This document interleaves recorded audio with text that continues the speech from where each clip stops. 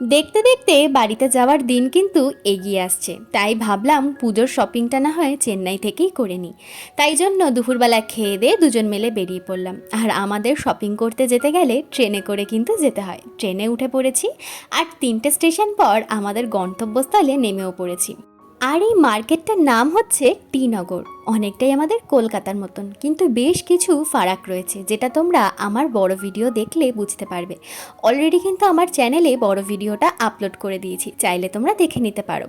আর এখানে ড্রেসের কালেকশন কীরকম কীরকম কী প্রাইস, সেগুলো সমস্ত কিছু কিন্তু ডিটেলসে বলা রয়েছে। এখানে সিল্কের শাড়ির কালেকশন কিন্তু এক কথায় ভীষণ সুন্দর।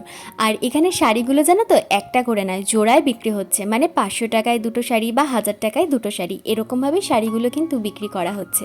আর তারপর চলে আসলাম ওপরের ফ্লোরে দুই বাবা আর মিস্টার চক্রবর্তী শপিং করার জন্য। তাহলে আজকে এখানে শেষ করলাম, ভালো লাগলে চ্যানেলটা সাবস্ক্রাইব করে দিও।